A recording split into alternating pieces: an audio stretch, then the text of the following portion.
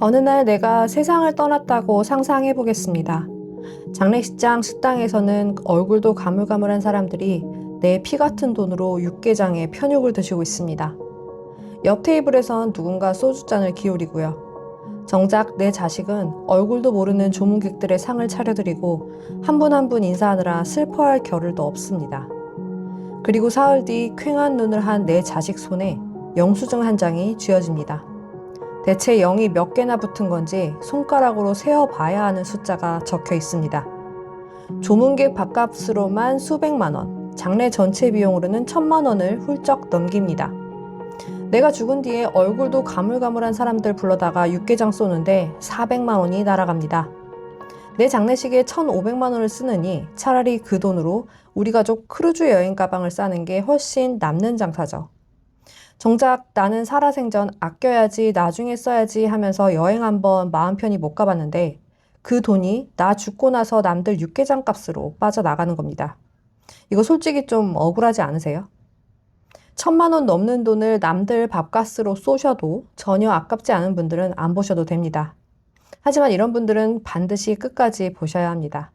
자식이 외동이거나 형제가 한둘 뿐이라 결국 내 장례를 혹은 부모님 장례를 혼자 감당해야 할 것 같은 분들, 남들에게 보여주기보다는 가족끼리 진심으로 보내드리는 시간이 더 중요하다고 생각하는 분들, 그리고 죽은 뒤에 남들 밥값보다 살아있을 때 내 돈을 내 인생에 쓰고 싶은 분들, 이 중 하나라도 해당되신다면 오늘 영상은 꼭 보셔야 합니다.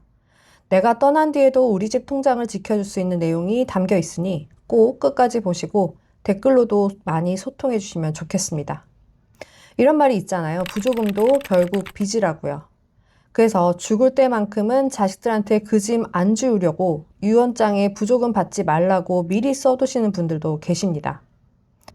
내 장례식 치른다고 자식들 직장 동료의 친구들 주머니까지 털게 만들 수는 없다는 게 지금 우리 부모님 세대의 진짜 속마음이죠. 제가 주변 분들 얘기 들어보니까 정말 충격적인 차이가 나더라고요. 특별히 거창하게 한 것도 없는데 1,300만 원이 들었다는 분이 있는가 하면 96세 어머님을 무빈소로 총 300만 원에 조용히 모셨다는 분도 계시거든요. 무려 1,000만 원이나 차이가 납니다. 이 돈이면 미뤄뒀던 임플란트를 최고급으로 싹 다 심거나 아픈 무릎 관절 수술 받고 1인실에서 편하게 회복하고도 남는 피 같은 돈입니다. 아니면 온천 여행이나 크루즈 여행을 다녀오셔도 되고요. 내가 살았을 때 내 몸 챙기고 내 인생 즐기는 데 쓸 수 있는 어마어마한 돈이라는 겁니다. 실제로 장례 비용은 최근 보도된 내용들에 따르면 3일장 기준으로 1,200만 원에서 1,500만 원, 많게는 2,000만 원까지도 거론됩니다. 그리고 이 금액 중에 절반 이상을 빈소와 조문객 접대 비용이 차지합니다. 그런데 사실 이런 엄청난 장례비 차이가 생기는 진짜 이유는 따로 있습니다. 장례식장이나 상조회사의 바가지 요금이 어제 오늘 일이 아니거든요. 게다가 한국소비자원의 조사 결과에 따르면 지역과 장례식장에 따라 가격 차이가 음식은 6배 이상, 수위는 60배, 관은 400배 이상 차이 나는 곳도 있다고 합니다. 그 외에도 현장에서 추가금을 요구하거나 계약 외에 추가로 장례 도우미 비용을 요구한다든지 기본 요구람을 빼고 비싼 요구람만 들고 와서 권유하는 사례가 비일비재하는 이런 고질적인 거품들, 우리 다들 알게 모르게 겪어왔던 문제들이었습니다. 상조회사도 마찬가지죠. 매달 꼬박꼬박 돈 부어놨더니 정작 쓸 때 보면 장례식장보다 결국 두세 배가 더 비쌌다는 분들이 정말 많거든요.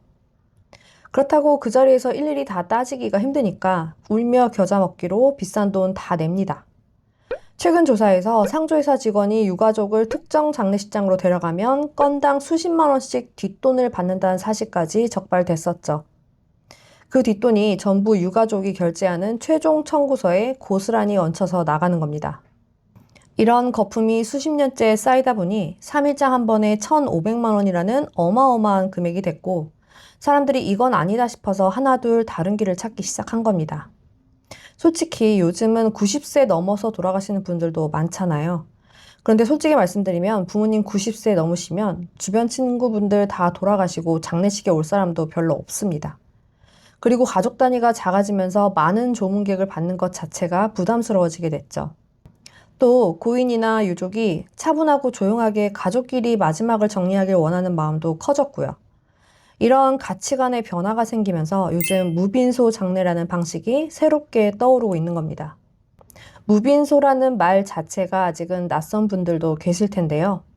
말 그대로 빈소를 따로 마련하지 않고 진행하는 장례식입니다. 부고도 가족이랑 정말 가까운 분들한테만 조용히 알리고 조문 절차를 생략하거나 최소화합니다. 임종하시면 바로 장례식장 안치실로 모시고 가족끼리만 모여서 입관하고 마지막 인사드린 다음 화장장으로 바로 모시는 거죠. 보통 하루 이틀이면 모든 절차가 끝납니다. 단지 3일 내내 도우미 써가면서 얼굴도 모르는 조문객들 육개장 나르고 술상 차리는 그 번거로운 거칠에만 빠지는 겁니다. 무빈소는 초라한 장례가 아니라 정말 중요한 것만 남기는 장례입니다.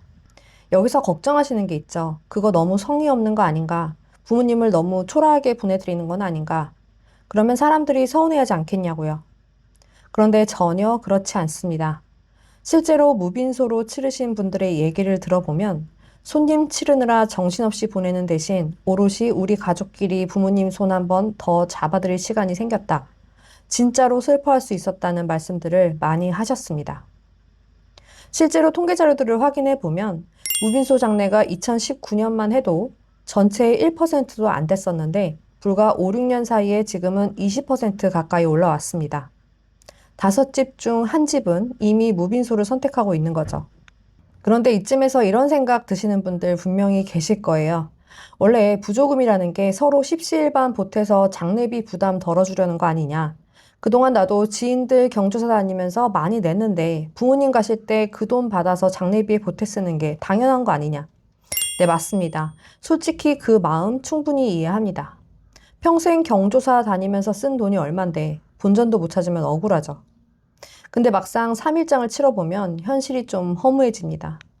장례식장도 결국 사업체니까 공간 빌려주고 음식 내오고 인건비 들어가는데 정당하게 비용을 청구하는 건 당연한 일이죠. 문제는 조문객을 받는 3일장이라는 그 행사 자체가 생각보다 돈을 너무 많이 먹는 구조라는 겁니다. 지금의 비싼 사흘장은 전통적인 효도라기보다 도시화와 상업화 속에서 만들어진 보여주기식의 소비 문화에 가깝습니다. 남들 눈치 보느라 거칠게 쓸 돈을 아껴서 부모님 살아생전에 맛있는 거 한 번 더 사드리는 게 지금 시대의 진짜 똑똑한 효도 아닐까요? 장례식의 규모보다 중요한 것은 고인을 진심으로 기억하고 추모하는 마음이니까요. 절차가 간소한 무빈소 장례라고 해서 준비가 필요 없는 건 아닙니다. 무빈소 장례를 하시기 전에 반드시 준비를 해두셔야 하는 것들이 있는데요. 딱 3가지만 기억하시면 됩니다. 우선은 가족분들의 의견이 다를 수 있으니 가족 간에 충분한 얘기를 나누는 것이 중요합니다. 그리고 가족 간의 합의가 되었다면 빈소를 차리지 않는다는 점에 대해서 혹시 서운해하실 친척분들이 계실 수도 있으니까 사전에 미리 양해를 구해두시고 무빈소라고 해서 부의금을 못 받는 건 아니니까 부고 문자도 미리 작성해 두시는 게 좋습니다. 그리고 아무리 슬프고 경황이 없더라도 가족 중에 한 명은 총대를 메고 장례용품 가격을 다른 업체와 꼭 비교해 보셔야 합니다. 안치시설과 화장장 예약도 미리 확보해 두셔야 하고요. 결혼식 문화가 스몰 웨딩으로 바뀌고 있는 것처럼 장례 문화도 실용적으로 내 돈을 지키는 방향으로 빠르게 변하고 있습니다. 무빈소는 초라한 장례가 아닙니다. 오히려 접대와 체면을 걷어내고 이별의 본질만 남기는 방식에 가깝습니다. 중요한 건 사람들에게 보여지는 허례허식이 아니라 가족이 마지막 시간을 어떻게 보냈느냐입니다. 비싼 수의 대신 고인이 좋아하셨던 옷을 입혀드리고 가족끼리 조용히 앉아 사진을 보면서 고인과 함께했던 추억을 되새겨보고 생전 좋아하시던 노래 한 곡 틀어놓고 고생 많으셨다며 마지막 인사를 제대로 건네는 장례식 어떠십니까? 죽음은 잘 살았다라는 삶의 마지막 마무리입니다. 가족들과 함께 얘기를 나눠보시면 좋겠습니다. 끝까지 시청해주셔서 감사합니다.